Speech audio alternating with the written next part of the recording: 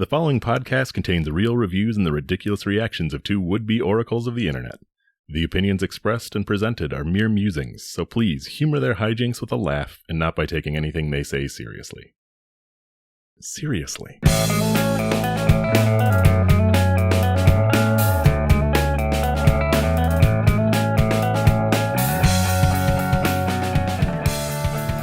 Hello and welcome to ReviewParty.com. I'm Brent. I'm Matt.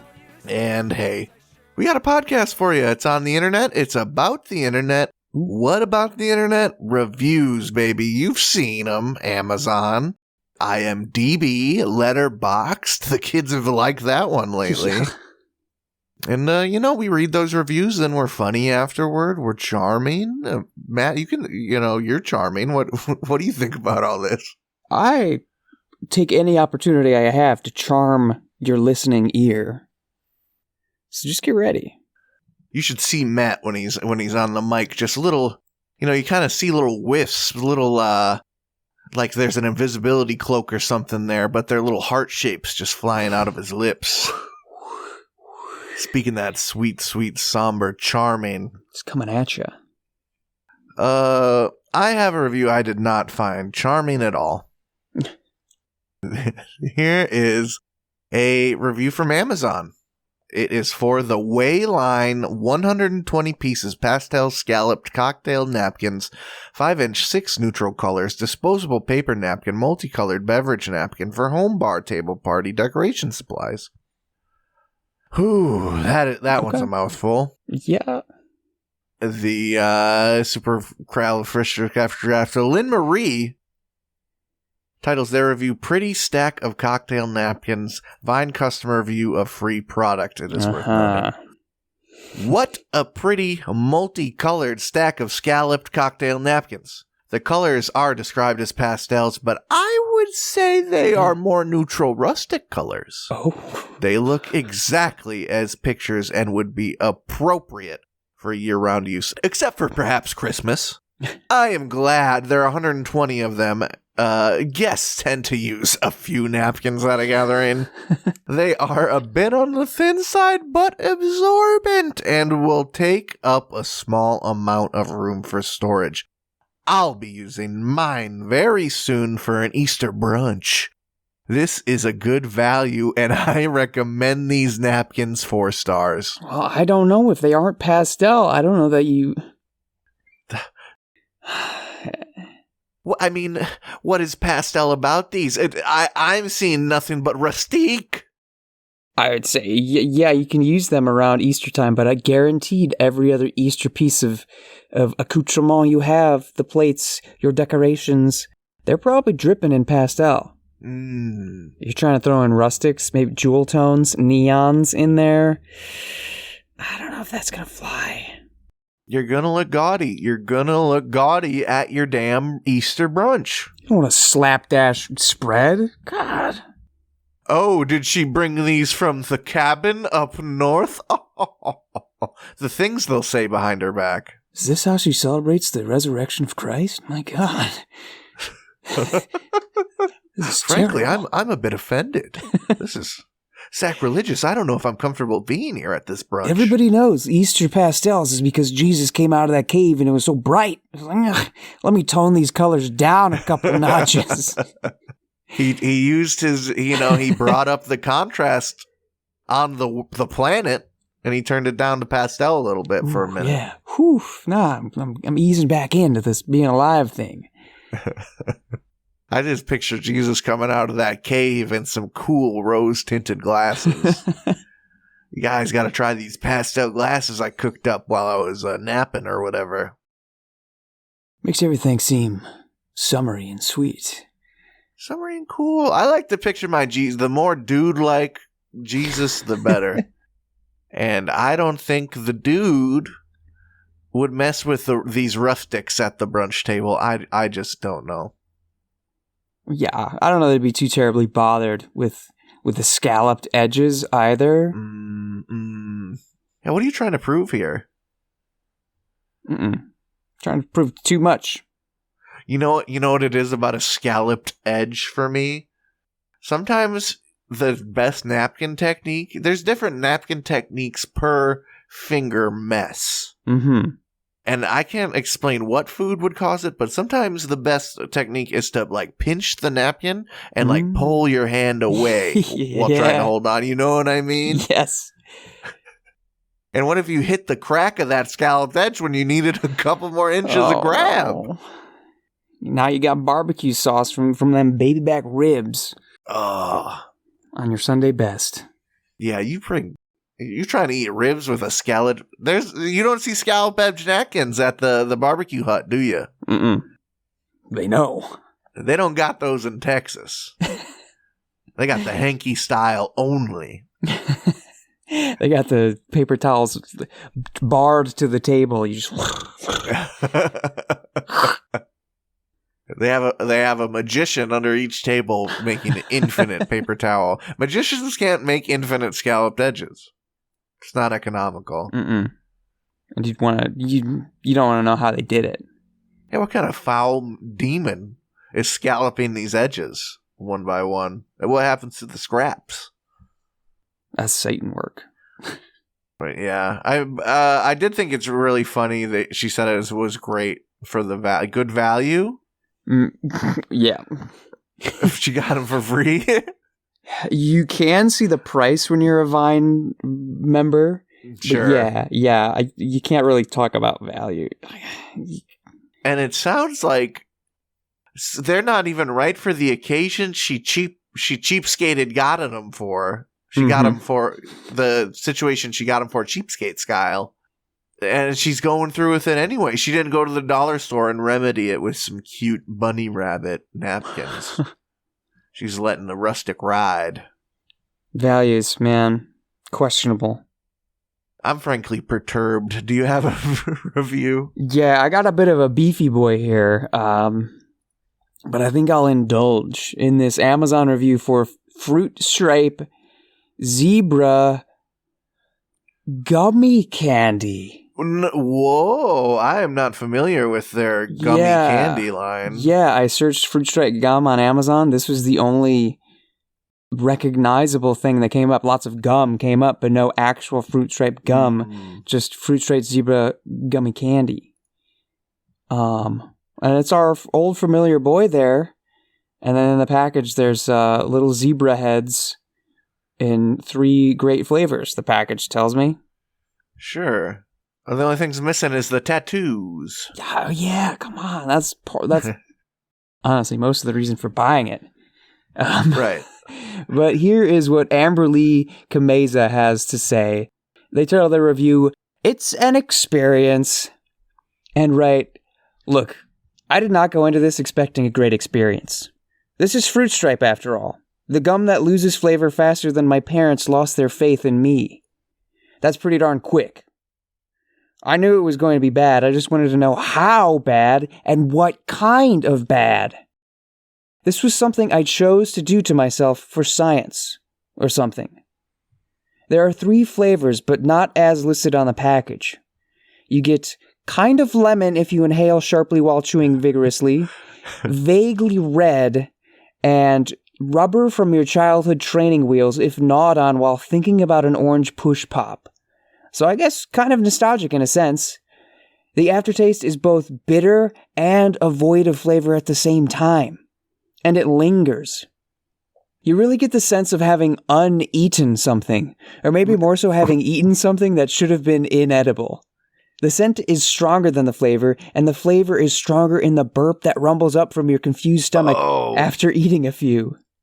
The confusion, I'm thinking, stems from the fact that from texture to flavor, these things do indeed seem like something not meant to be eaten. They're not food. Maybe rebranded scented erasers. The kind that you stick on your perfectly good eraser and they don't erase, but they're cute. My bestie suggested they're made from recycled pre-chewed Fruit Stripe gum. It seems plausible. I did not have the time to chew one long enough to see if the gummy candy would actually break down. It's very chewy and bouncy, and until further testing is done, I'm considering it indestructible. The most bizarre thing about this candy, though if it's legal to call it such, is that if you cram one of each flavor into your mouth, it somehow tastes like less. The vague ghosts of flavors cancel each other out, and you're left with a mouthful of taste-null rubber, questioning your life choices. Do I regret buying these? No. Like I said, it was an experience. One I inflicted on my best friend along with me, so we got to bond over the confusion and revulsion. I definitely got my money's worth in that regard. I would not recommend these as a tasty treat. But if you're in the market for more questions than any bag of gummy candy could possibly have answers, go ahead and snag yourself some of these. Good luck. 2 stars. First off, Millennial definitely wrote that review. Yeah. Of our generation, of our value system, as far as review writing and funny treat consuming goes. What's with millennials and loving eating shitty things? the spice challenges. Anyway, but I guess I should exclaim, what's the internet's beef with gummies? Why gummies just hurting people all across the internet? Hey, that's true. It's a very strange pattern I'm now recognizing. They either make you poop or they're like eraser. I don't even want to say eraser texture because that was the third thing I was thinking of. I kind of want a gummy with a fat eraser texture, kind of. That little, like, super al dente bite to it. Yeah. The more dente my gummies are, the more I fuck with them generally. Yeah, that did kind of make me want to have an edible eraser. Right. Like, there's the way I guess I should say I believe her, right? I believe that these are dumpster, but her review made me want to try them more than any shining positive review could, I think. Yeah, I need to have that experience for myself. I think maybe we all need to go on that journey. These are bold claims she's making, and I need to have an opinion for myself on it. Frankly, it is startling to see how badly reviewed these are. Uh-huh. Out of 1,125 global ratings, can I get the actual breakdown? Like the percentage point? Let me see if they give me the percentage points. No, it's just saying 3 out of 5. But there's 29% 5 stars, 27% 1 star. It's something as name brand. I guess it's not like a prominent name brand, but still a recognizable name, a commodity that I grew up with. And they're just like selling trash. It's an excessively controversial sort of review weight there, yeah. I would say. It's you can't say that they're straight up bad. A majority gave 5 stars, but that hatred is hot on its heels in a way that I feel like a product on the internet, unless it's very bad, like given an average over time, is going to come out on top if the algorithm is juicing it enough. More people just are going to like it. If they're going to take their time to leave a review, it's either because it's terrible or it's good. But I think, the Amazon wins that 9 times out of 10 over time. So are there little zebra heads? They're little zebra trophies? Yeah, you can pin them to your cork board. Yeah, it sounds like that's more of a fitting fate for these science experiments than consumption. Mm-hmm. I like when she said it doesn't feel like food that was made to be eaten. Like it wasn't designed for consumption. This might warrant further research. Sure. I was just thinking, it is a daunting task. Imagine being the food scientist, that zebra strike gum and all the weight that comes with that, the good and the bad. Mm-hmm. And you need to take that reputation and make it into a gummy. What direction do you kind of gotta make it shitty? That's the legacy.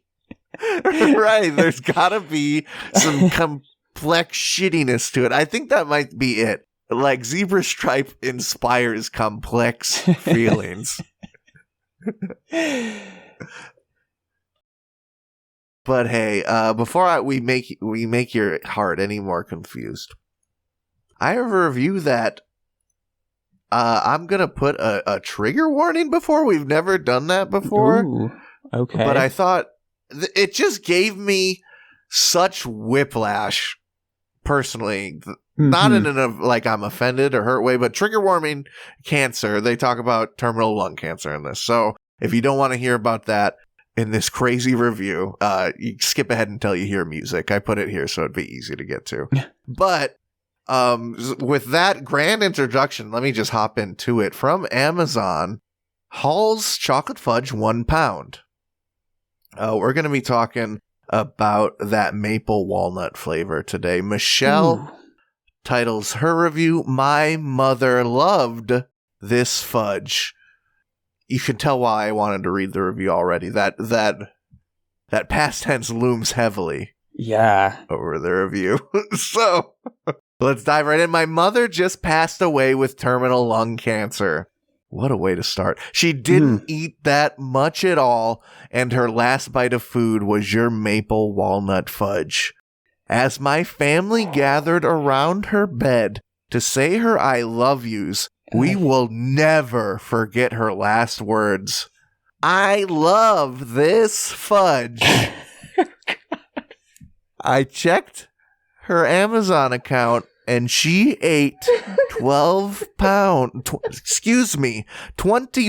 pounds of your maple walnut fudge in her last few months. She ordered others, but she said yours was the best. Our family will never forget her last words. Side note, I will be ordering your fudge for Christmas presents for her grandchildren as a remembrance of her last bite of food and last words. 5 stars.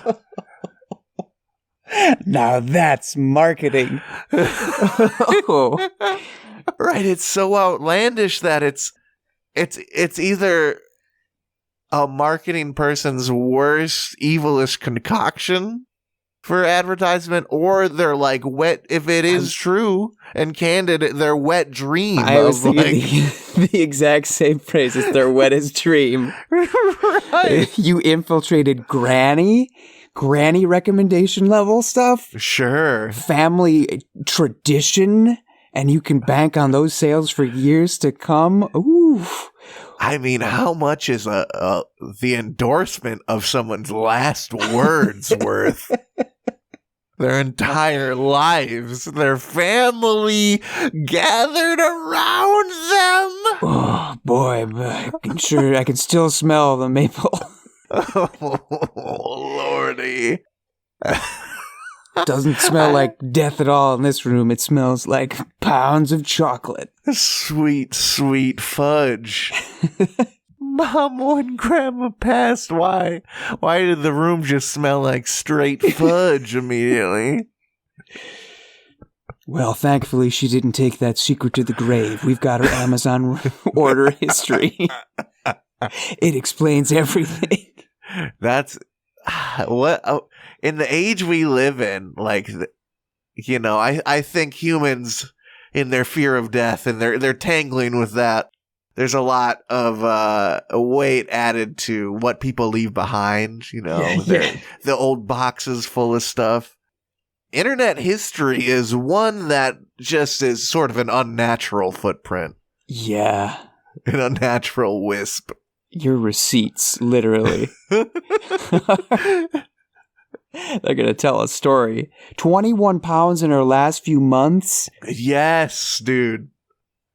I was talking about this with my partner because I was like, sorry to bug you while we're watching television, but I was getting reviews for the show and listened to this one. And we were like, I guess it's not crazy because, like, if I knew I was terminally ill, I wouldn't just be having a cheeseburger for every meal. I'd be having a cheeseburger with every meal, like 3 times a day. Sure, yeah. I guess, you could leave money to your children and their descendants and all that, but hey, if you can enjoy your remaining months with a pound of chocolate every week, that's a small price to pay.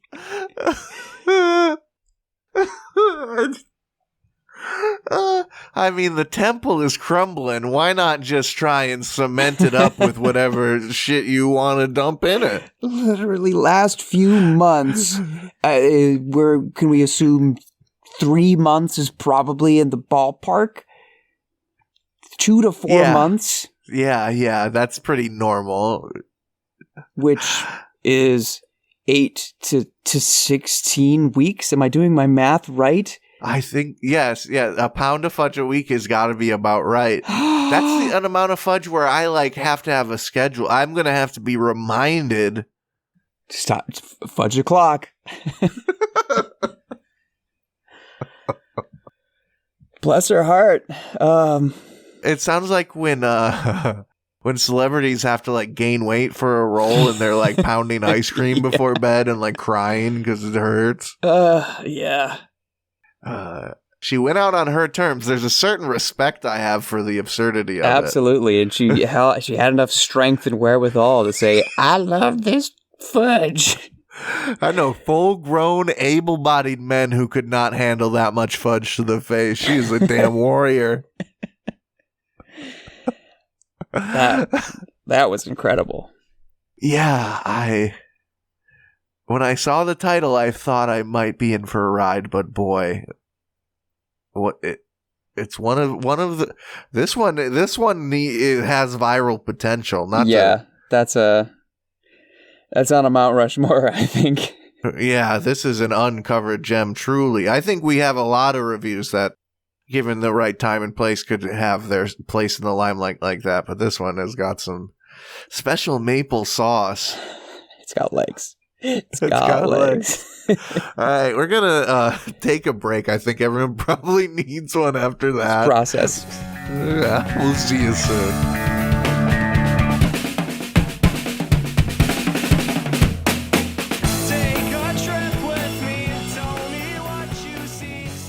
Hey everybody, thank you for listening to our lovely little podcast. If you'd like to go above and beyond in supporting our show, or have the most fabulous conversation starter since sliced bread, go to reviewparty.com. Click on shop and explore some fabulous t-shirt designs. Where's your favorite place to wear a t-shirt? On my body. Mine is at the store. That is a good place to wear a t-shirt. Reviewparty.com. Click shop. Why stop there? Don't stop now. Don't stop me now, because I'm buying a t-shirt. I'm buying a shirt. Ladies and gentlemen, welcome back. One more moment of composure. Welcome to... Hey, we've got some unfinished business with Craigslist. Sure. Not just misconnections, not just items that are lost. So just once more, unfinished business with Craigslist. And again, I'm looking in the Chicagoland area because creepers, that's where I am based. And it's far too much work to change Craigslist location. What's it worth? Chicago's a gold mine of freakitude. Yeah, we got some freaks here. So we will start with the misconnections. It was actually not as... The well was not as deep as it had been previously, but this one was funny until I found 10 identical ones. So maybe that's a bit of a spoiler. But here's a misconnection titled asterisk, asterisk, asterisk. Young woman of 27, asterisk, asterisk, asterisk. I hate to break it to you, but none of the posts you are reading here are from real girls looking for someone to hang with. The only people you are going to meet here are dirty cops, cheats, and creepy guys looking for free selfies of your Johnson. If you reply to these ads, you are just putting your neck on the line. So far, I was like, this is pleasant. I do have some good news. There is one place where real, ordinary, everyday people go to meet each other and exchange vids in a safe, secure way. It's called bangforfun.com. It's the new hotspot for breaking the internet. You won't be disappointed. Go check it out before it's ruined like the rest. Have fun and stay well. I would bet real money right now that there's more real people on Craigslist than there are on bangforfun.com. Probably, yeah. A lot of misguided, confused people on Craigslist. Right. It's a place that you would find yourself wandering. Bang for Fun, it's a little too forward for my taste, I guess, you know. It's putting a lot of weight on a new relationship. Yeah, like I said. A lot of expectations. Right, it has to be fun? Are you sure? I don't know. A lot of pressure. I don't know if I would call the work I do in there fun, but yeah, there were like a handful of those misleading titles, and then hey, it's the same text, and then they're just giving you a different website. So I was like, forget misconnections. I'm gonna wait for that to be cleaned up. So I went to Rants and Raves, and this one is titled "To All Scatch and Crab," which I think is a new way to say smash and grab. Sure. There's got to be related, at least. Context of what's written, which is, you people that go into stores in Chicago and Lincoln Park area will be hurt, and it's time we fight back against all thieves.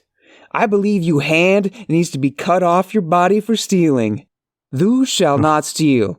If you said you love God, stop stealing.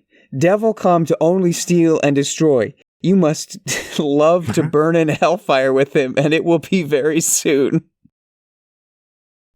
I know my Jesus Christ would be hanging out with the paupers of the world, not the privileged shop owners in Lincoln Park. If they're paying rent in Lincoln Park, their shop's doing all right.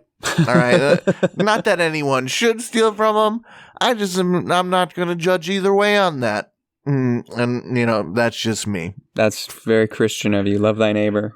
Thank you. And also do not recommend people stand up and riot against possibly violent criminals. Yeah. It's terrifying. Yeah, don't pour gasoline on the fire. Please tell the police, not Craigslist. People of Craigslist, we need to fight back. Purge is definitely going to be organized on Craigslist. This is our city.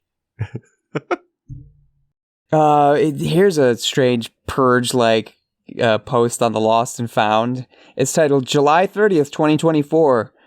They write, "The bag you took from the passenger who's on disability." I don't even know. She had AIDS in her storage filled with rats. Now you own a disease-infested belongings. That's a full stop, huh? Full stop, yeah. Just letting you know, boss. Psych, got you. It could be the same person. Like, if you're gonna be a thief, I'm gonna punish you either literally or just emotionally with these lies. I mean, I like those videos where they get Amazon thieves by putting the glitter bombs and stuff. Yeah. But I think actual pestilence and disease may be I scary. I think pox blankets went out of fashion a good long while ago. We don't condone that here. Yeah, we do not fight our fellow citizens with war crimes, unfortunately, for better or for worse. As long as we're talking about weird, bad people, here is a general community post titled "Psycho Guy Ghostwriter Ad, Chicago Schaumburg." They have a few screenshots of a different Craigslist post where somebody is looking for a ghostwriter because they're really sick and they need to apply to get help, but because they're so sick they can't do it themselves. So this person says, he has an ad for a ghostwriter and he, number one, is broke. He has no money. He tried to hustle me for Ventra bus fare. He lies about having terminal leukemia and dying. He says he's dying, but it's a ruse. It's Hep C or HIV, but it's not leukemia. He is seriously dangerous. He acts like an art student from Chicago Art Institute, but that was 2000. That's ancient history. He never actually will pay you. In fact, he wants you to buy organic pineapple, mango, lemons for his magic smoothie, and then rips you off totally. His name is blank blank. He's bananas. He's a con artist. He's going to rip you off. If they're asking you to pick up fruits, man, that's got to be an upfront kind of thing. I feel like you played yourself. Yeah, you had to know something was off. No one's asking me to pick up a couple fruits before I come and do some work for them. It's and unless we got, maybe if we had an office and you got there early and asked, hey, could you get me a drink from the corner store or a breakfast sandwich? Yeah, but even with our relationship, I'm not going to the grocery store and picking out multiple fruits for you, brother. It's just... I don't care how much you upsell this magic smoothie. Right. I don't know how clean your blender is.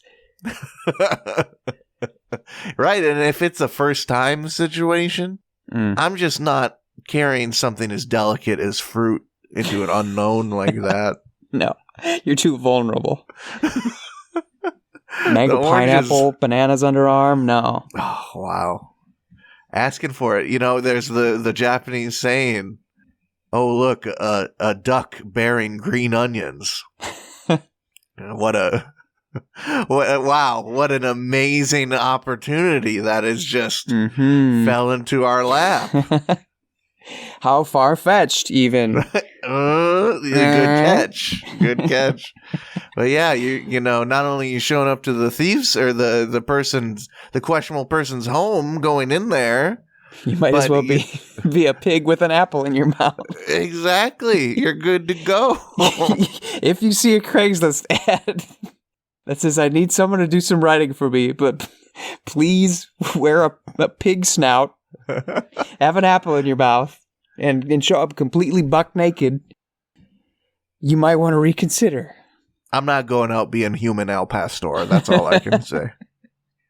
I'll change things up with, I don't know, this might be the same person, but maybe it's just people with the same vibes. Again, in the general community posts, this one's titled Job, Lakeview. They write, cool guy, need extra money. Let me know if you can help. How cool are we talking? Yeah, like, am I going to be impressed by your coolness? Intimidated by your coolness? I think the on Craigslist, when you're sort of selling yourself like that, the coolness is implied. The coolness should be between the lines of the resume. You got to give me some concrete, some bullet points that mean something. This next one, very similar. It has at least a bullet point, but then like maybe a minus bullet point after that. This one, community general post, moving load worker seeking job, Chicago area. They write, pro unloader here, seeking hard jobs. Next line, local travels only. Pro unloader here, amateur resume and job applier. Don't really know what I'm doing, but I heard there's a list and you can Craig it up. So, got some unloadables. Oh, boy. Just don't make me travel because the money ain't that type of big to me. This one just seems like somebody posted in the wrong area. It's under volunteers, and it is titled, Can the landlord ask for the keys back and tell me to move out immediate? And I assume that they reached the character limit. No, I think the landlord of the came title? up behind them and snatched them. Oh, that was just the title, because they write... Oh. I complained about the high levels of electromagnetic fields, EMF, from the fuse box, which have become unbearable. And also about not having a key to my apartment after the lock was changed without my permission. As a result, the landlord has been giving me a hard time and texted me yesterday demanding that I move out immediately. Additionally, the landlord wants to pick up the key in a few days, despite me already informing them that I do not have a key to my apartment. Is this fair? Can the landlord ask for keys back and tell me to move out immediately? Please help. Any advice would be greatly appreciated. Name, he, him, his, Department of Psychology and Counseling, Clinical Psychology Master's Program. They don't list where this is supposed to be. Ask a lawyer! Ask a lawyer! I gotta run that back in my brain. That was so much. Maybe ask your mom, because if you're complaining about electromagnetic fields from your fuse box... What gets me about the electromagnetic field thing is, one, like, why wouldn't you want to be Magneto? And two, you remember in, like, elementary school science class when everyone would hold the wire and then hold hands and you do the current? Yes. Yeah, the more you could handle that in my elementary school, the more badass you were. I want to see my hair standing on end, yeah. Yeah, the teacher is like, you can make the less people in the link, the more you can feel it potential. And she kind of was like, oh, if you're tough, you could do it by yourself. And it was like a crank. You would generate your own electricity. Yes.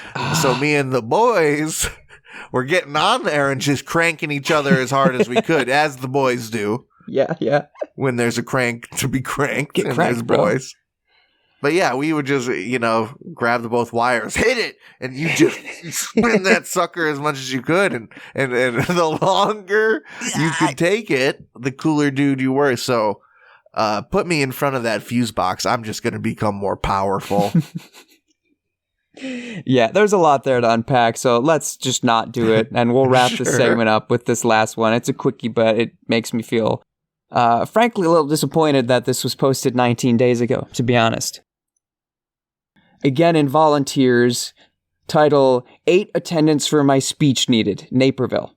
Hi, everyone. Anyone who is willing will receive a free hamburger from McDonald's if you can attend a speech of mine for 5 to 8 minutes. It is due today, so please, if you are willing, respond as soon as you can. Thank you. I miss being at college and getting free stuff for helping people with their thesis. Yeah, you made soup so people would come to your thesis presentation? All right, I'm there. Someone was doing a psychology thesis, and they just had a whole charcuterie plate, man. I hung out all day. I think I went, did the experiment, took some charcuterie, and then I went after class and saw if there was more left, and they had like a ton left, and I took like the whole plate. It was so awesome. So yeah, even a McDonald's burger. Yeah, I might show up for that. 5 to 8 minutes. Yeah, that's worth your time. Think about the over under on that. Mm-hmm. Paying you to be there. Well, thanks for the misconnections and the made connections. And the chaos. Unfinished business. Yeah. Yeah. It sounds like the swamp needs a little drain. We'll visit again when it's only knee deep. You caught it right before we had the Poseidon rescue situation. From Amazon, baby, we got the Uhomey. That's the coolest brand. Uhomey upright freezer, 3 cubic feet, single door compartment mini freezer with reversible steel door, small freezer for home, storms, apartments, office, silver. I would say as far as small freezers go, like, this is kind of big, you know. Okay. It's on the bigger size of the home desk dorm. And also, who's just putting a straight up freezer in their dorm? That's intense. Yeah, I like to keep a lot of jerky year round. And Judith writes, great for ice cream. The size is perfect. It keeps food frozen at recommended settings, and it is attractive. The only reason I gave it 4 stars is that it frosts up very quickly, and there's frost on some of the packages. Not a deal breaker, and I am happy with it. One other problem. I ordered the recommended tray to go under it, but the door doesn't open when it is on the tray. We solved that by raising the fridge with 2 pieces of wood. Now it's fine. 4 stars. I love it. The dad craftsmanship. I put a 2x4 under there. Oh, yeah, just throw a little 2x4 and here's the skull of my deceased enemy. That'll prop it up real nice. Yeah, you got any liquid nails? That'll secure it real well. I I would have just threw out the tray. I don't know. Is this thing destabilizing that much in the wild? Is it a tray to drain the frost buildup? Like, do they know this thing's going to build up with frost and they're going to have to defrost it, and so we better include a tray to catch all that water? Oh, you think this is a they knew the default. The overfreeze here is not a misnomer. This thing's kind of sucky. We got to maybe bundle something with it. Yeah, the bundled thing to make the thing less sucky is a great idea. And then it prevents the door from opening. That's beautiful. Yeah, so I think it's got it. You put the tray under it. You don't want to open that door while it's doing its defrost thing. Mm. Oh, you get the scent. Ugh, gross. I hate that flawed freezer scent. Ugh, yeah, it's like freezer breath. I don't want it to be hot and steamy. I want freezer breath to be cold. It just gives you memories of thawing food that's obviously freezer burnt just because you got it, Mm-hmm. I left this in there too long. I gotta take this L, and then you get it's not food you're eating. It's the post food. It's probably how they make those gummies. Yeah, freezer burn them. Yeah. Is that all we got to say about this crappy little freezer? I mean, glad it's great for ice cream. That makes sense. I was making fun of someone in their dorm having this, but if you had the freezer full of ice cream, you'd be the most popular kid on the floor for sure. That's a sick move. Yeah. Sunday parties. Oh, you'd be the goddamn... Hey, you go to the ice cream man's room? He just got some of those little Ninja Turtles with the gumballs. Oh, how to get a hold of those? Yeah. I'd show up. I'd hang out. RAs, take note. You want dudes hanging out in your room, coming to floor plans? Get the ice cream freezer. Do you have a review? Yeah, let me see here. I have a review for Hills Science Diet Light Adult 1 through 6 Weight Management Support Small Kibble Dry Dog Food Chicken and Barley 5-pound bag. So we got some diet dog food. Just what I was looking for. Yeah, right. Deb titles her review, excellent results, weight loss, and my fur baby loves it. Deb writes, my senior Chihuahua was looking like a Vienna sausage and was already on short rations of regular dry food my other dogs were eating. I knew she needed to lose weight to be healthier, but I refused to cut her ration more. Shadow has been eating a good portion twice daily of this food and has lost a few pounds. For a small dog, this is perfect. She now has shape in her body, no longer round and fat. Shadow looks really good now. We are both so happy with this product. Shadow doesn't have to starve, and she lost weight and is maintaining the weight loss. Works for us. 5 stars. So correct me if I did not follow this correctly. Doctor said go on diet, and she said, well, I can't take her sausages away. And so she got diet food instead? The dog looks like a sausage.